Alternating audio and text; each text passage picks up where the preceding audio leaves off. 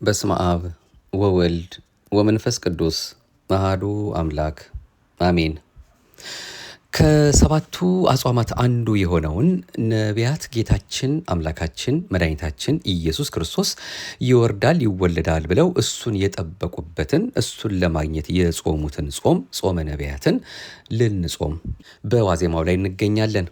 ሁልጊዜም ህዳር 15 የማይለቅ ጾም ነውና በየዓመቱ ህዳር 15 ጀምረን ታኅሳስ 29 በአራት ዓመት አንዴ ደግሞ ታኅሳስ 28 የምንጨርሰው የጌታን ልደት ለማየት እኛም ነቢያትን አብነት አድርገን የምንጾመው ዋጋ በረከት የምናገኝበት ቅድስት ቤተክርስቲያናችንም እንድንኖርበት ከሱ ከአምላካችን ጋር እንድንገናኝበት ነፍሳችንን ለስጋችን አስገዝተን ሁልጊዜም አምላካችን የወደደውን ከህይወታችን እንዳያጠፋብን ዋጋ ለምናገኝበት ነገር እንድንተጋ የሚያሳስበን አምላካችን የምናገኝበት ሌላው የጾም ጊዜ ነው የመጣልን።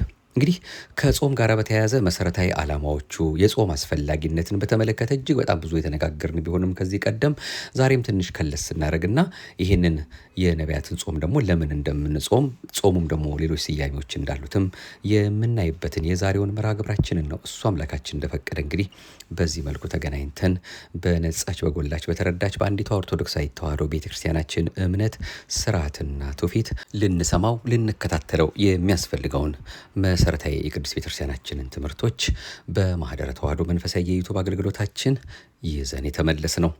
የምህረትና የይቅርታ የደግነትና የፍቅር አምላክ ቸሩ መድኃኔዓለም ሁላችንም በያለንበት በህይወት ጠብቆ ለዚህ ሰዓትና ደቂቃ እንድንደርስ ፈቃዱ ሆኖልን ዳግም ሌላ የንስሐ ዕድሜ ሰጥቶን ይህንን ሰማይና ምድር ሲያልፍ የማያልፈው ቃሉን እንድንሰማ ወቅቱን ጊዜውን ባርኮ ቀድሶ ስለሰጠን ክብርና ምስጋና ለገናና ስሙ ይሁንልን። ርርተ ህሊና ርርተ ልቦና አማላጅቱም እመብርሃንም ልጄ ወዳጄ የሚለው የመስቀል ላይ አደራ እናታችን የእሷም ልመናዋ ጸሎቷ ቃል ኪዳኗ አልተለየንምና ስሟ የከበረ የተመሰገነ ይሁንልን። በፊቱ ንዑዳን ክቡራን የተባሉ እሱ የጠራቸው ያከበራቸው ያጸደቃቸው የቅዱሳኑ ሁሉ ጸሎታቸው ቃል ኪዳናቸው ልመናቸው ባለሟልነታቸው በእርሱ በአምላካችን ፊት የከበረ ነውና የነሱም ልመናና ጸሎታቸው አልተለየንምና አሁንም የቅዱሳን አምላክ ስሙ የከበረ የተመሰገነ ይሁንልን።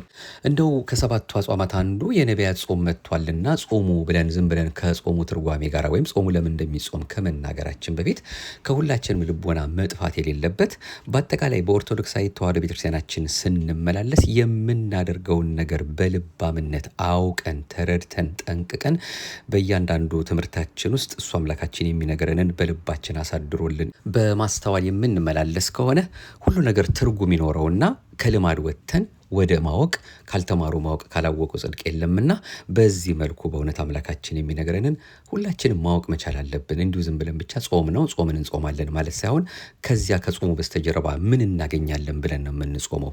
ለምንድን ነው ይሄ የሚደረገው? ለምንድን ነው በዓላትን የምናከብረው? ለምንድን ነው ቤተክርስቲያን እንዲህ የምታደርገው? የሚሉትን ነገሮች መጽሐፍ ጠቅሰን እናንተም በግላችሁ ባለውም ሆነ በየትምህርቱ በምትሰሙት ጊዜ ሁሉ ልባችንን ከፍተን ከምንም ነገር በላይ አብልጠን አስቀድመን የነፍሳችን ጉዳይ ነውና ይሄን ነው የምታስተምረኝ ቤተክርስቲያኔ ብለን እየሰማን እያወቅን ለሌላውን መመስከር የምንችልበትንም አቅሙንም እንዲሰጠን ደጅ እየጠናን መከታተል ስለሚገባን የዚህም የማህደረ ተዋሕዶ ዋናው ዓላማችንም ይህቺ ቅድስት ቤተክርስቲያናችን የምታስተምረን ትምህርት እንዲሁ ዝም ብሎ ከሜዳ የተገኘ አይደለ። መጽሐፍ ቅዱሳዊ የሆነ አባቶቻችን የደከሙበት በመንፈስ ቅዱስ መሪነት የተነገረ የተሰበከ አንድም እየተባለ የሚመሰጠር ትምህርት እንደሆነ እጅግ በጣም በጥቂቱም ቢሆን ማሳወቅ ያን ያወቅነውን ደግሞ በልባችን እንዲያሳድርልን ደጅ እየጠኑ መከታተል ስለሆነ በዚህ ሁኔታ እየተረዳችሁን እንግዲህ እናንተም በዚህ ውስጥ ልናውቃቸው የሚገቡትን ከጾም ዓላማዎችና የጾምን ጥቅም ተረድተን ካወቅን ምንም በእውነት የምናደርገው ነገር ሁሉ ደስ ብሎ እናደርገዋለን እንጂ መጣብን ሳይሆን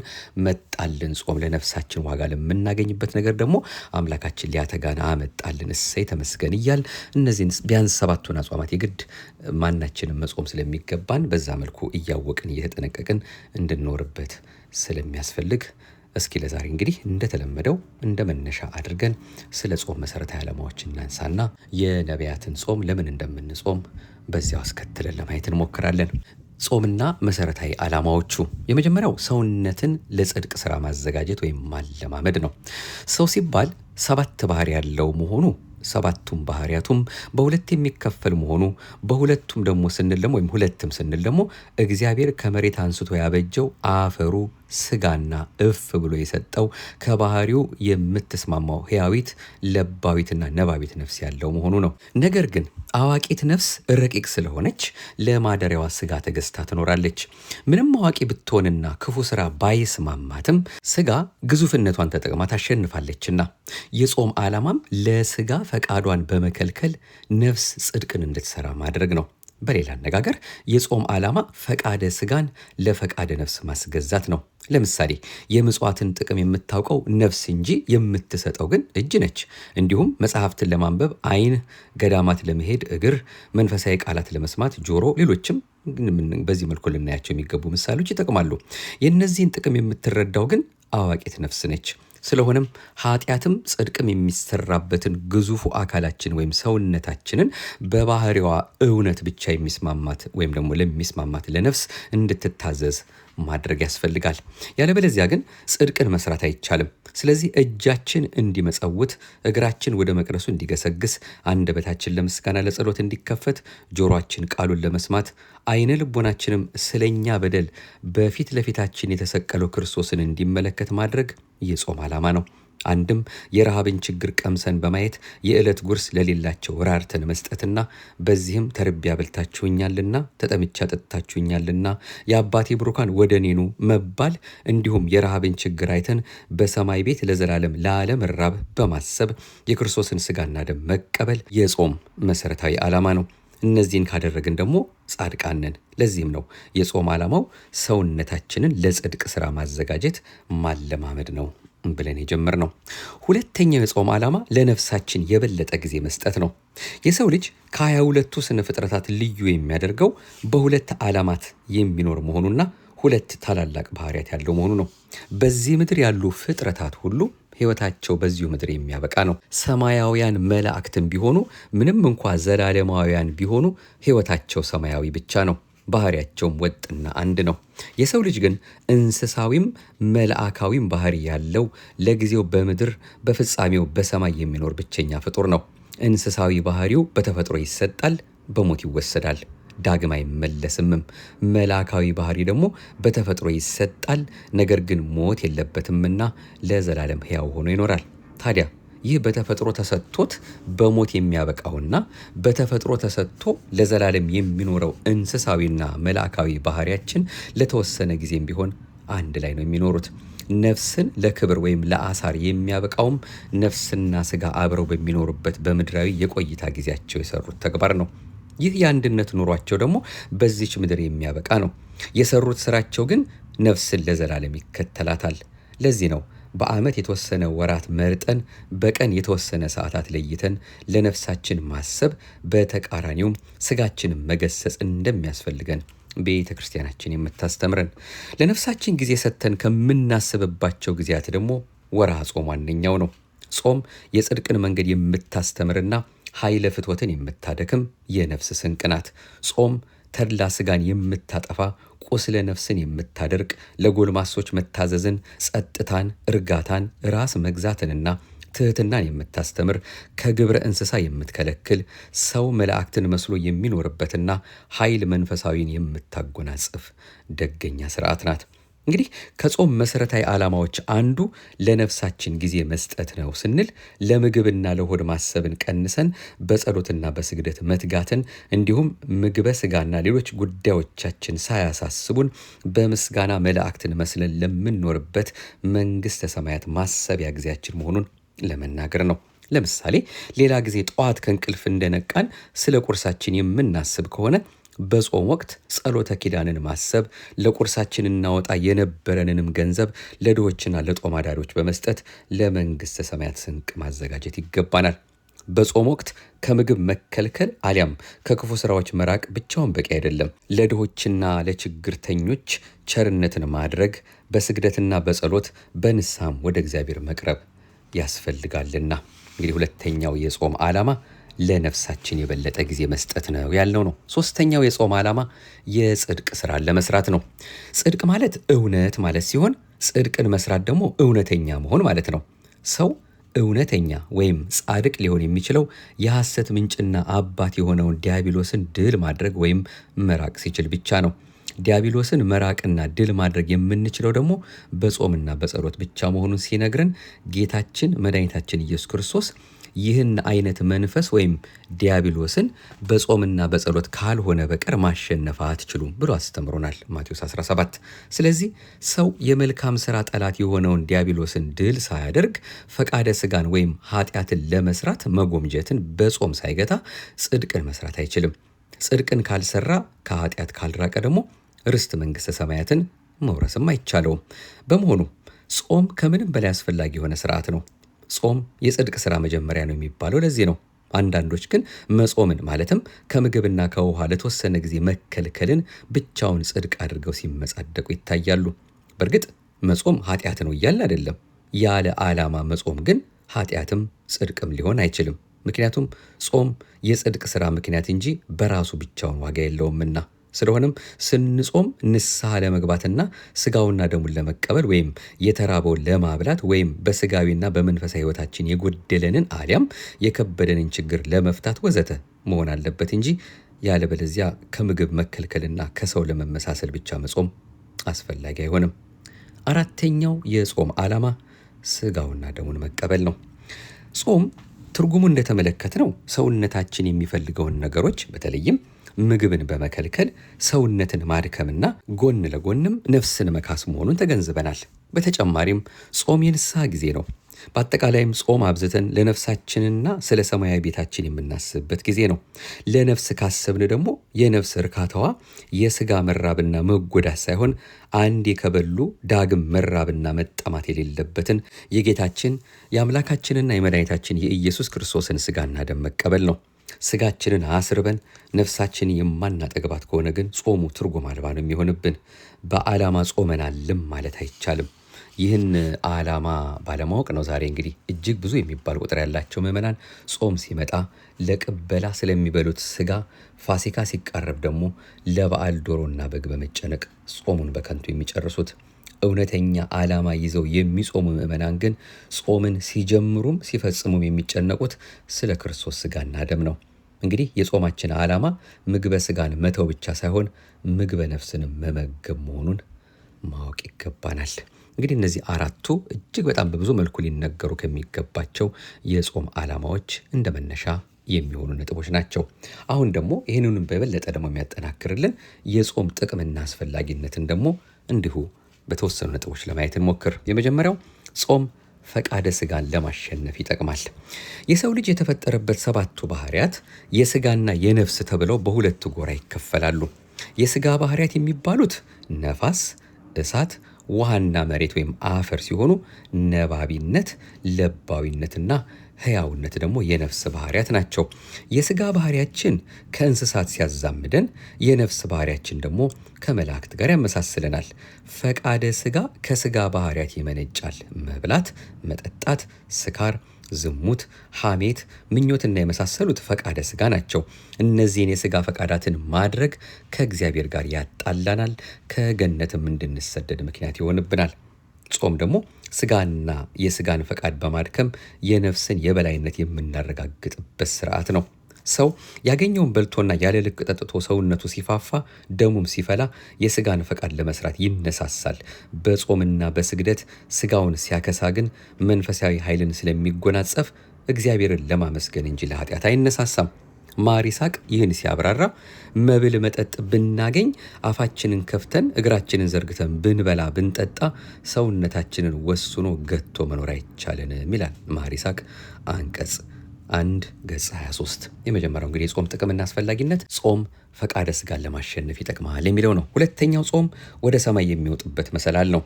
ኤልያስ ወደ ሰማይ ያረገው 40 ቀንና 40 ሌሊት ከጾመ በኋላ ነው።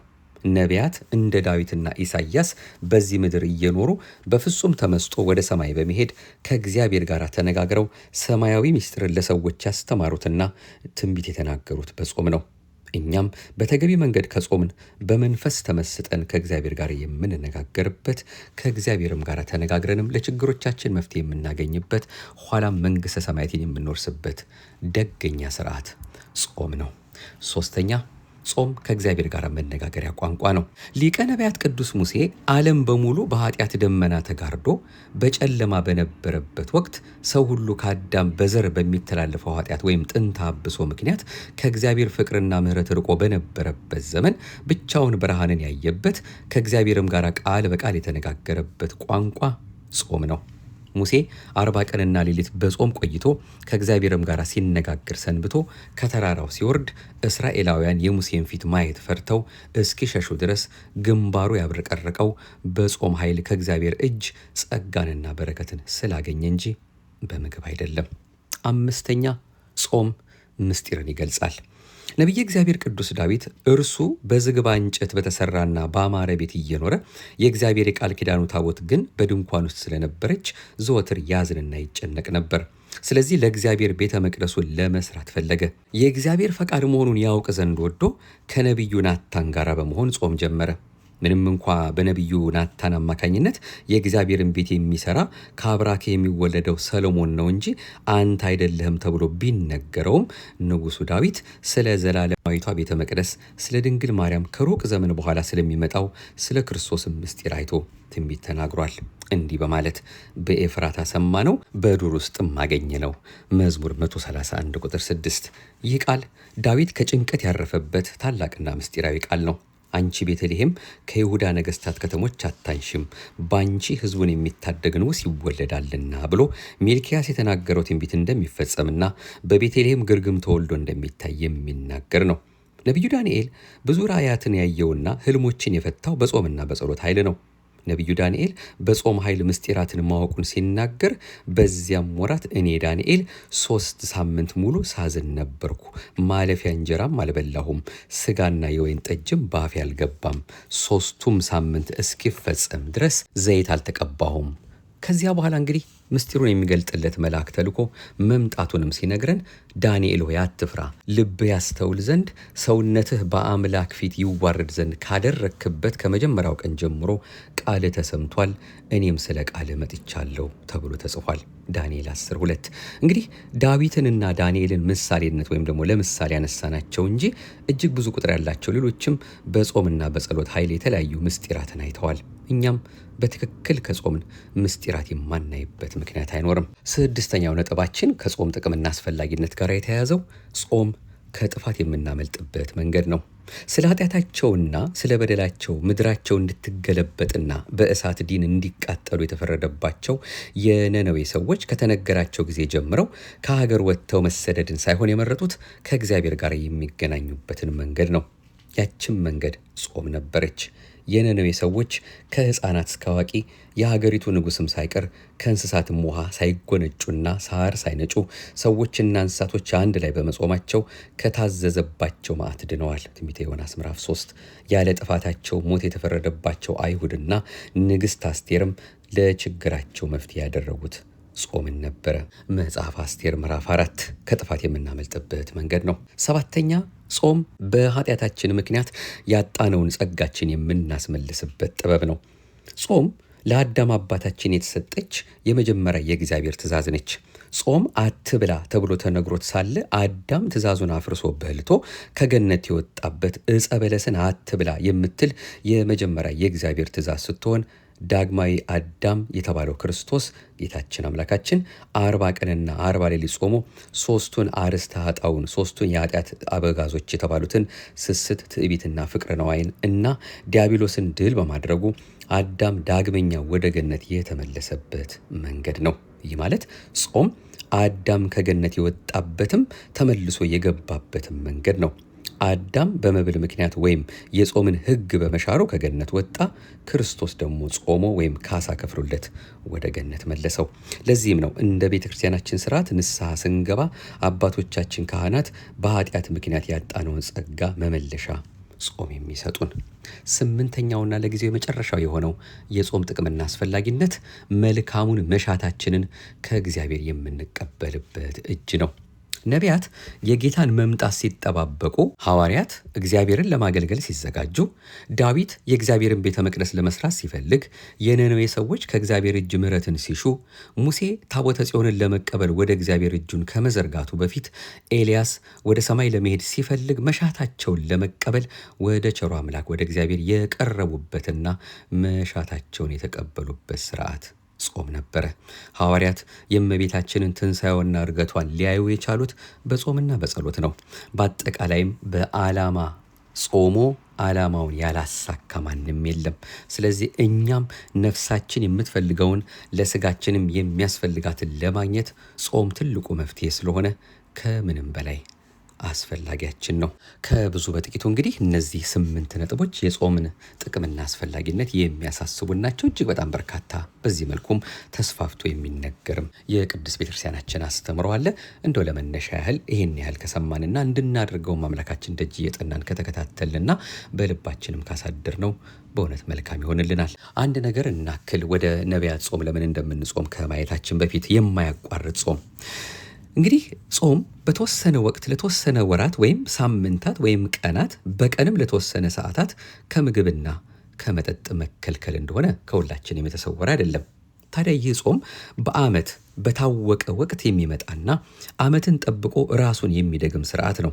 ከዚያም ውጪ በተለያዩ ምክንያቶች አንድ ሰው ላይጾም ይችላል። ለምሳሌ በጤና ችግር፣ በስኳር፣ በጨጓራና በመሳሰሉት፣ በእድሜ፣ በእርጅና እንዲሁም በስራ ጸባይና በመሳሰሉት ምክንያቶች ግለሰቦች ወቅትን ጠብቀው የሚመጡ አጽዋማትን ላይጾሙ ይችላሉ።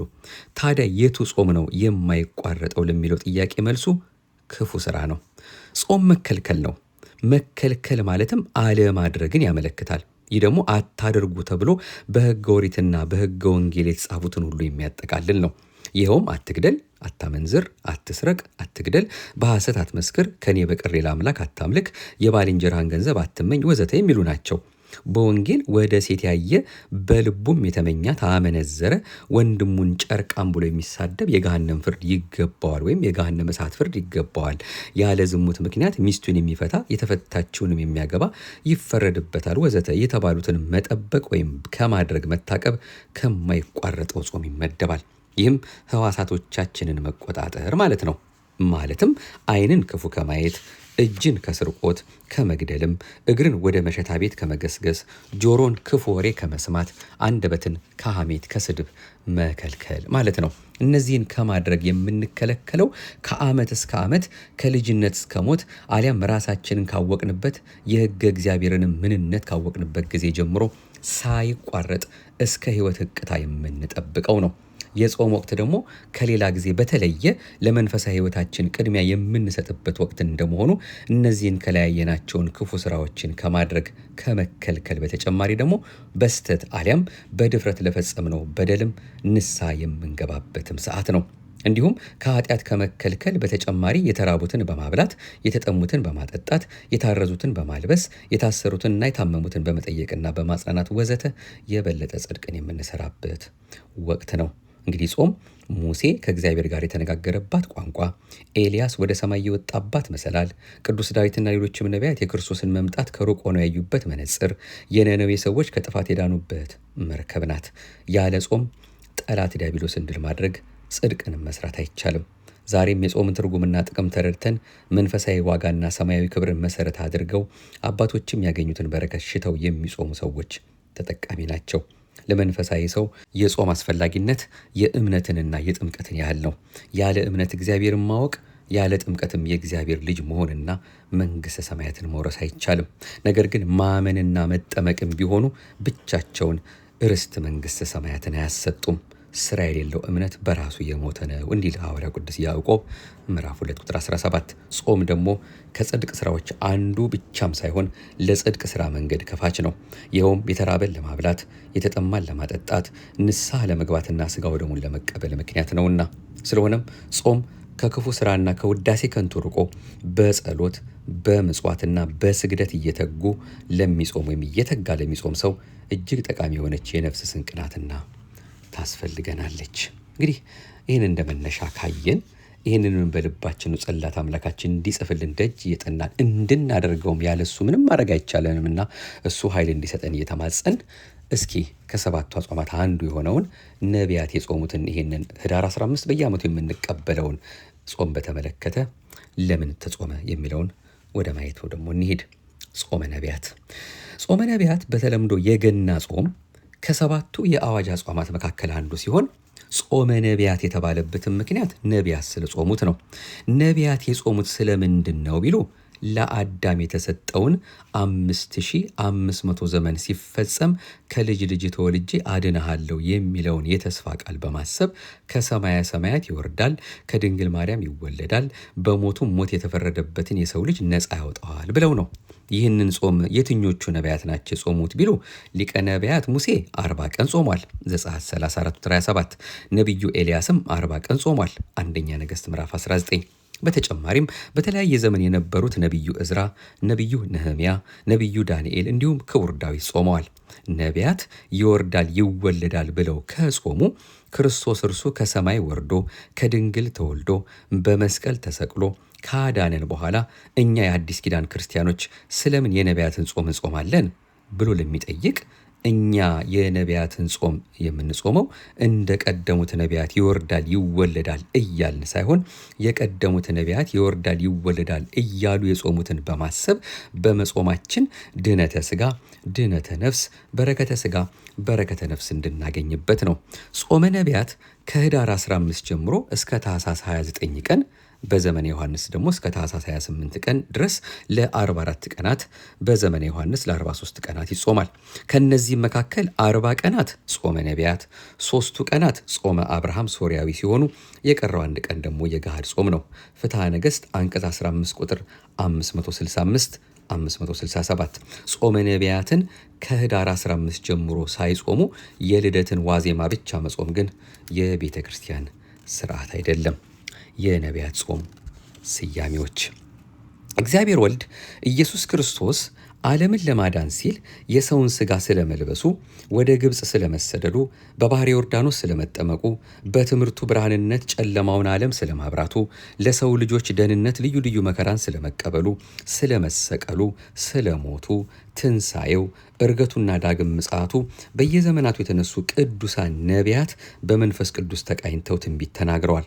ትንቢቱ ደርሶ ተፈጽሞ ለመመልከትም አንስ ኃይለከ ፈኑ እዴከ፣ ኃይልህን አንሳ ክንድህንም ላክ እያሉ በጾም በጸሎት ተወስነው አምላክ ሰው የሚሆንበትን ጊዜ በቀናት በሳምንታት በወራትና በዓመታት እያሰሉ ሲጠባበቁ ቆይተዋል። የእግዚአብሔርን ሰው መሆን ሲጠባበቁ የኖሩት የነቢያት ትንቢትና ጸሎት በጌታችን መወለድ ፍጻሜ ያገኘበት ወቅት በመሆኑ ጾመ ነቢያት እየተባለ ይጠራል። አንዱ ስያሜ ይሄ ነው እንግዲህ ማለት ነው። ለአዳም ሌላው ደግሞ ስያሜ ለአዳም የተነገረው የድህነት ተስፋ ስለተፈጸመበትም በሁለተኛነት ጾመ አዳም ይባላል። አባታችን አዳም የዲያብሎስን ቃል ሰምቶ ዕፀ በለስን በልቶ ከአምላኩ ከእግዚአብሔር ተጣልቶ ከገነት ከወጣ በኋላ ከእግዚአብሔር ምሕረት ጥየቃ በጾመ ጊዜ ከ5500 ዘመን በኋላ ከልጅ ልጅ ተወልጄ አድንሃለሁ የሚል ቃል ኪዳን አግኝቷልና ይህ ቃል ኪዳንም የተፈጸመው በጌታ መወለድ ነው። አንድም አዳም አባታችን ከነቢያት አንዱ መሆኑ የታወቀ ነው። ስለሆነም በኋለኛው ዘመን ክርስቶስ እንደመጣ ለልጆቹ ስለነገራቸው ልጆቹም ለልጆቻቸው እያለ ሲወርድ ሲዋረድ መጥቶ ዘመኑ መድረሱ ታውቆ የተፈጸመ ጾም ነውና ጾመ አዳም ተብሏል። አንድም አዳም ስህተት ከፈጸመ በኋላ ተጸጽቶ በመጾሙ የተስፋ ቃል ኪዳንን እንዳገኘ ሁሉ ነቢያትም ይህን ጾም ጾመው የተስፋ ቃል ኪዳኑን ፍጻሜ አይተዋልና ጾመ አዳም ተብሏል። ሌላው ስለ እግዚአብሔር ሰው መሆን በስፋት ትምህርተ ወንጌል የሚሰጥበት ወቅት በመሆኑም ጾመ ስብከት ይባላል። በጾሙ መጨረሻ ላይ በዓለ ልደት የሚከበር በመሆኑ ደግሞ ጾመ ልደት በመባልም ይታወቃል። ቅዱሳን ሐዋርያት በዓለ ትንሣኤን አብይ ጾምን ጾመን እናከብረዋለን፣ በዓለ ልደትንስ ምን አድርገን እናከብረዋለን በማለት ነቢያት የጾሙትን ከልደተ ክርስቶስ በፊት ያለውን ጾም ጾመዋልና። በተመሳሳይ መልኩ ደግሞ ይህ ጾም ጾመ ፊልጶስ ተብሎም ይጠራል። ሐዋርያው ቅዱስ ፊልጶስ በአፍራቂያና አውራጃዋ ሁሉ እየተዘዋወረ በጌታችን አምላካችንና መድኃኒታችን ኢየሱስ ክርስቶስ ስም ወንጌልን በማስተማር ድንቅ ድንቅ ተአምራት በማድረግ ብዙዎችን ወደ አሚነ እግዚአብሔር ሲመልስ ቆይቶ ትምህርቱን በማይቀበሉ የአፍራቂያ ሰዎች አማካኝነት በሰማዕትነት አርፏል። ደቀ መዛሙርቱ ስጋውን ሊቀብሩ ሲሉም ስለተሰወረባቸው የሐዋርያውን ስጋ ይመልስላቸው ዘንድ ሱባኤ ይዘው በጾም በጸሎት ተወስነው በለመኑት ጊዜ እግዚአብሔር ልመናቸውን ተቀብሎ በሦስተኛው ቀን መልሶላቸው ስጋውን በክብር አሳርፈውታል። ደቀ መዛሙርቱ የሐዋርያውን ስጋ ካገኙ በኋላ እስከ ጌታችን ልደት ድረስ ጾመዋል። ስለዚህም ጾመ ነቢያት፣ ጾመ ፊልጶስ እየተባለም ይጠራል።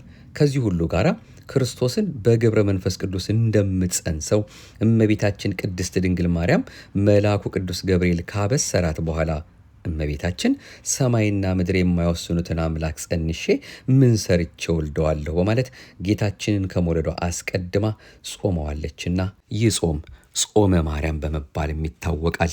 እመቤታችን ቅድስት ድንግል ማርያም እንግዲህ ቅዱስ ገብርኤል ያለ ወንድ በግብረ መንፈስ ቅዱስ ጸንሰሽ ትወልጃለሽ ብሎ ብስራት የተናገረውን እያሰበች ከልጇ ልደት በፊት ያሉትን ቀናት እሷም እንደጾመችው የምናስብበት ነው ማለት ነው።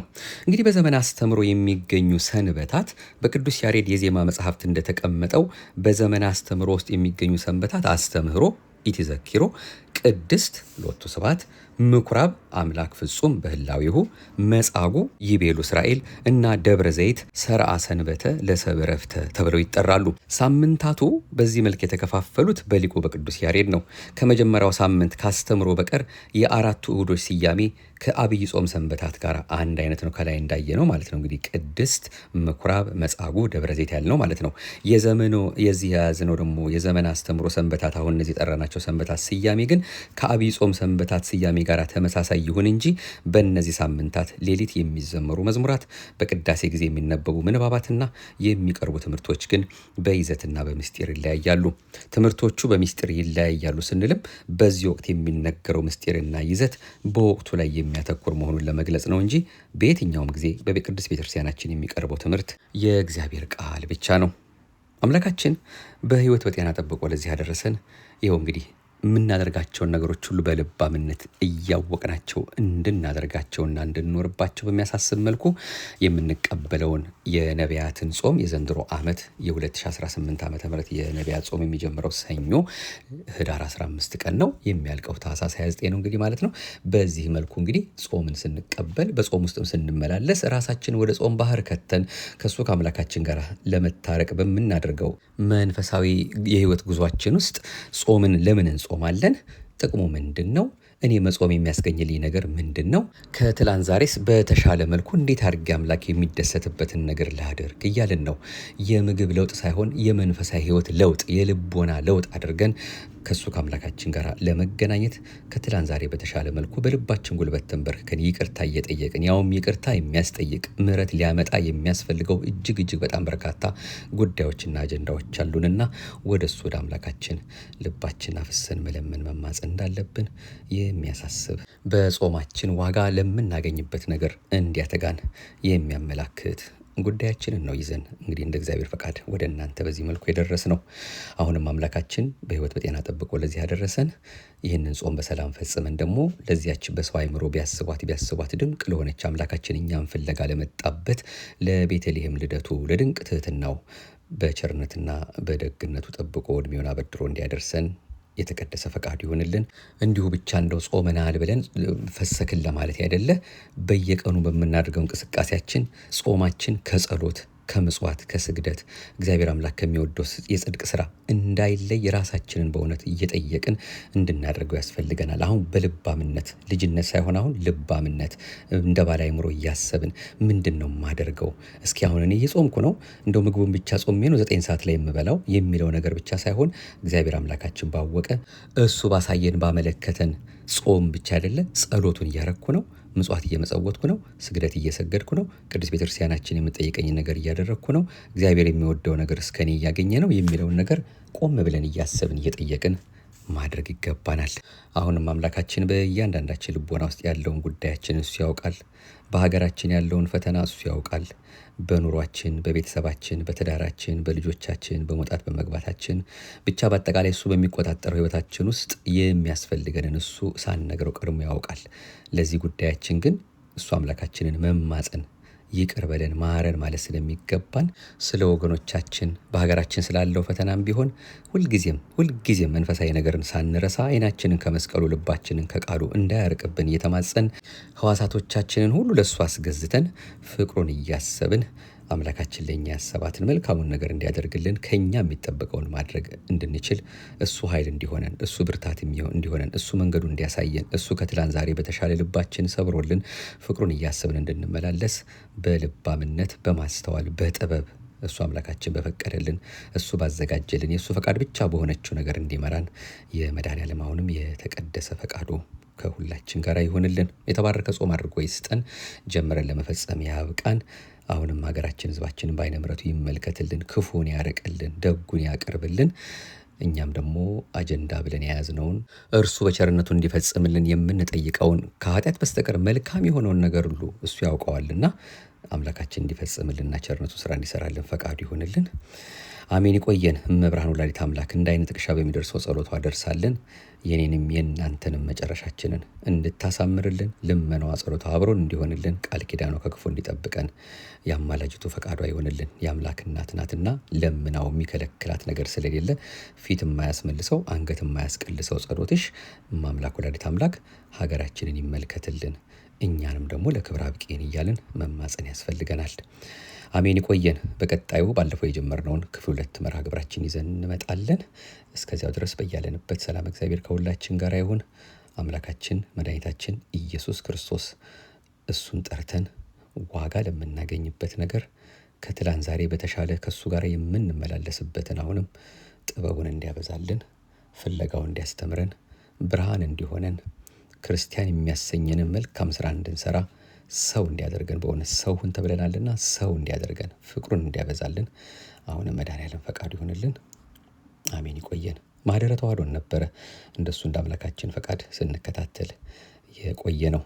በነጻች በጎላች በተረዳች በአንዲቷ ኦርቶዶክሳዊት ተዋሕዶ ቤተክርስቲያናችን ልንሰማው ልንማረው የሚያስፈልገንን መንፈሳዊ የዩቱብ አገልግሎታችን ነው። እንግዲህ እንደ አምላካችን ፈቃድ እሱን አጋዥ አድርገን ለዛሬም ወደ እናንተ የደረስነው የዛሬን መርሃ ግብሮቻችን ያገኘናቸው ሁለቱ ምንጮቻችን ሆህተ ስብከት ዘቅዱስ ያሬድ ቅጽ 1 በሊቀ ጉባኤ ጌታሁን ደምጸ የተዘጋጀና እንዲሁም ተስፋዬ ምትኩ ባዘጋጁት መምህር ተስፋዬ ምትኩ ባዘጋጁት 7ቱ አጽዋማት ለምን ጾም ለምን እንዴትና መቼ ከተባለው መጽሐፍ ከሁለቱ አውጣተን ወደ እናንተ ያመጣ ነው። እግዚአብሔር አምላካችን በእውነት መምህራኖቻችንን በሕይወት በጤና ይጠብቅልን።